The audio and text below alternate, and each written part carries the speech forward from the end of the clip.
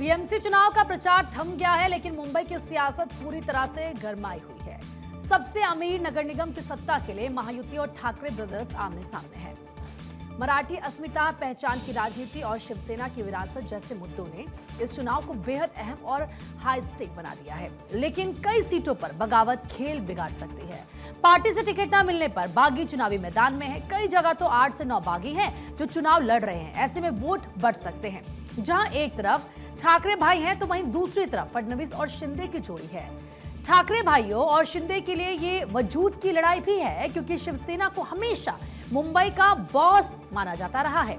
और अब 2 दिन बाद यानी कि 16 जनवरी को ये तय हो जाएगा कि शिंदे और ठाकरे में मुंबई का किंग आखिर कौन होगा।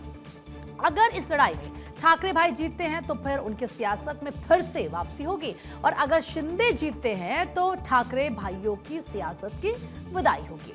बीजेपी के लिए मुकाबला इसलिए जरूरी है क्योंकि बीजेपी आज तक मुंबई में कभी बिग ब्रदर नहीं बन पाई है, और इसीलिए बीजेपी के लिए भी ये जीत काफी ज्यादा मायने रखती है। कितनी सीट, कौन आमने सामने, अब इसे लेकर आपको पूरी जानकारी देते हैं। देखिए, जमीनी स्तर की बात करें तो 59 सीटों पर शिवसेना, यूबीटी और शिंदे की शिवसेना के बीच जो है वो सीधा मुकाबला है। इससे शिवसेना की जो विरासत का असली दावेदार तय हो सकता है, और वहीं शिवसेना यूबीटी 97 सीटों पर बीजेपी से भिड़ रही है, जबकि कांग्रेस 88 सीटों पर बीजेपी का सामना यहां पर कर रही है। वहीं शिंदे की शिवसेना का सामना 18 सीटों पर एमएनएस से और 53 सीटों पर कांग्रेस से होगा।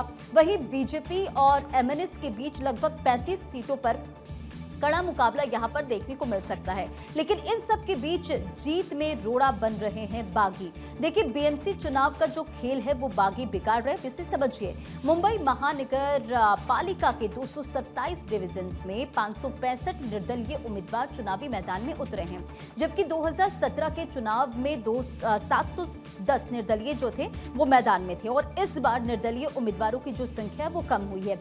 कहीं कहीं ये निर्दलीय बीजेपी, शिंदे सेना, उद्धव सेना, मन से उम्मीदवारों पर भारी पड़ रहे हैं, और जो भारी पड़ रहे हैं उनमें से ज्यादातर पार्टी से उम्मीदवार नहीं मिलने पर बागी बनकर सामने आए। जानकारी के मुताबिक कई प्रभागों में प्रमुख दलों से टिकट नहीं मिलने के कारण बागी उम्मीदवार जो है वो निर्दलीय रूप से नामांकन उन्होंने दाखिल किया है, और इससे चुनावी मुकाबला जो है त्रिकोणीय या बहुकोणीय होने की संभावना बढ़ गई है। कुछ डिविजन्स में तो निर्दलीय उम्मीदवारों की जो संख्या इतनी अधिक है कि इससे मुख्य दलों के वोट बैंक में सेंध लगने की संभावना जताई जा रही है। दक्षिण मुंबई के कुछ प्रभागों में निर्दलीय उम्मीदवारों की जो संख्या वो 10 से अधिक है, और उत्तर पूर्वी मुंबई के कई ऐसे इलाके भी इसमें शामिल हैं, जिसका हाल यही है। आंकड़ों के मुताबिक कुछ डिविजन्स में 12 से 15 तक निर्दलीय उम्मीदवार चुनावी मैदान में हैं, जिससे मुकाबला यहां पर अधिक दिलचस्प हो गया है। लेकिन जानकारों का मानना है कि निर्दलीय उम्मीदवारों की बढ़ती संख्या से वोटों का बंटवारा तय है, और यही कारण है कि प्रमुख दलों ने अपने संगठन को सतर्क किया है और बागी उम्मीदवारों को मनाने के प्रयास भी किए गए हैं।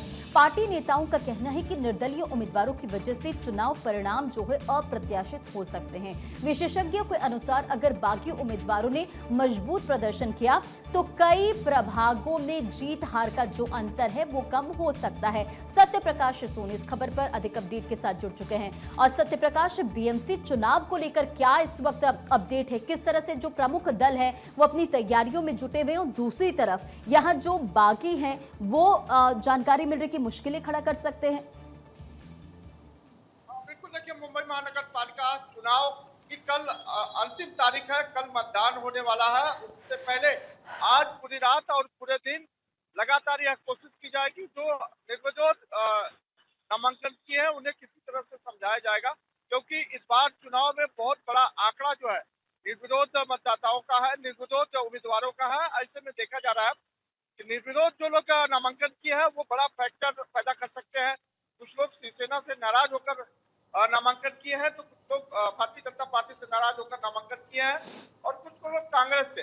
तो जिनको जिनको मौका नहीं मिला वह लोग बड़ा फैक्टर कर सकते हैं। इसलिए तमाम दल यह कोशिश कर रहा है कि ज्यादा से ज्यादा लोगों को समझा बुझाकर उन्हें बनाया जाए। लेकिन इस बात जो है मराठी अस्मिता और विकास को लेकर भव्य मतदान होने वाला है, जिसमें देखना यह होगा कि महाराष्ट्र की जनता मराठी अस्मिता को प्राधान्य देती है या फिर विकास को प्राधान्य देती है। हालांकि दो धड़ों में बटा हुआ यह वोटर्स लगातार इस बात की संशय में है कि आखिरकार किसकी तरफ झुका जाए, लेकिन जो परिस्थितियां निर्माण हो रही है उसमें सीधे तौर पर यह स्पष्ट नजर आ रहा है कि इस बार का जो परिणाम होगा बिल्कुल अप्रत्याशित होगा, बिल्कुल समझ के बाहर का है, क्योंकि हर कोई ये चाहता है कि उनके समाज के लोग, उनके आसपास के लोग जो है उन्नति करें और उनके आसपास के लोगों को विजय हो। तो बिल्कुल ये कहा जा सकता है कि इस बार का चुनाव परिणाम बिल्कुल अलग होने वाला है। इसीलिए बड़े जो दल के नेता है वो कोशिश कर रहे हैं कि अपक्ष उम्मीदवारी जिन लोगों ने किया है उन्हें समझा बुझाकर उनके पक्ष में लाया जाए। कई तस्वीरें भी कल मुंबई में सामने आई जिसमें देखा गया कि अपक्ष उम्मीदवारों ने जो है अपने प्रत्याशी को जीत के लिए उन्होंने मांग भी रखी है और उन्होंने घोषणा भी किया है कि वह अब इस चुनाव में जो है आगामी जो मतदान होने वाला है उसमें वो सहभागी नहीं हो रहा है, बल्कि अपने लोगों से अपील कर रहा है कि उनकी पार्टी को जीत हासिल करवाए। तो बिल्कुल कहा जा सकता है कि इस बार का परिणाम बिल्कुल अलग होने वाला है और इसको लेकर जो मुंबई पुलिस की व्यवस्था है या फिर चुनाव आयोग की व्यवस्था है बिल्कुल सुदृढ़ की गई है। मुंबई पुलिस की तरफ से भी अपील किया गया है कि आप लोग जो है शांतिपूर्वक मतदान के लिए मुंबई पुलिस का सहयोग करें। मुंबई पुलिस की तरफ से करीब 30,000 कर्मियों की तैनाती भी की गई है, जिसमें 4 जो सुरक्षा एजेंसियां हैं, जो डीएस है, होम गार्ड हो, मुंबई को लोकल सुरक्षा व्यवस्था हो, आरसीएफ हो, वो तमाम लोगों की तैनाती की गई है। तो ये कहा जा सकता है कि इस बार का चुनाव परिणाम बिल्कुल अलग होने वाला है और इसीलिए लोगों की नजरें जो है कल पर टिकी हुई कि कैसे मतदान होगा, जब मतदान होगा किस तरह की परिस्थितियां निर्माण होगी। जाहिर तौर पर, लेकिन सबसे बड़ी बात हो जा रही है यहाँ पर सत्य प्रकाश की बीएमसी चुनाव को लेकर जो बागी है वो बिगाड़ रहे हैं यहाँ पर खेल। और हमारी पॉलिटिकल एडिटर अदिति नागर भी हमारे साथ जुड़ चुके हैं। अदिति, बीएमसी चुनाव जाहिर तौर पर दिलचस्प होता नजर आ रहा है क्योंकि 44 ऐसे डिविजन्स हैं जहां पर 10 से 15 जो बागी है चुनावी मैदान पे हैं। बिल्कुल, और आप देखिए कि जो 29 महानगर पालिकाओं में से जो महासंग्राम है बस उसका पूरी तरीके से शुरू हो चुका है। सबसे महत्वपूर्ण बात यह है कि स्थानीय सत्ता के साथ साथ किस तरीके से बागियों का जो पूरा खेल है और बल्कि ये तय करेंगे कि 2029 की राजनीति की दिशा क्या होगी, इस चुनाव से तय होगा। और भाजपा शहरी महाराष्ट्र पर अपना दबदबा कायम रखेगी, ये एक बड़ा सवाल है। महाविकास आघाड़ी वापसी कर नया राजनीतिक संदेश देगी या फिर क्षेत्रीय और स्थानीय ताकतें सत्ता संतुलन को नया रूप देंगी। इसलिए ये महाराष्ट्र का जो महामुकाबला है ये बहुत रोचक मोड़ पर आ चुका है। और ऐसे में देखिए कि 29 महानगर पालिकाओं के चुनाव राज्य की राजनीति का सेमीफाइनल माने जा रहे हैं। लोकसभा और विधानसभा चुनाव के बाद अब शहरी सत्ता पर कब्जे की ये लड़ाई ने केवल दलों को संगठनात्मक ताकत बल्कि नए संगठनों की गठबंधनों की एक जो दिशा और दशा जो है, नए नए गठबंधन, नए नए समीकरण जो तय हुए हैं, ठीक है, वो क्या तस्वीर लाकर रख दी है। बिल्कुल ठीक है अदिति, बहुत बहुत शुक्रिया हमारे साथ जुड़ने के लिए। और इस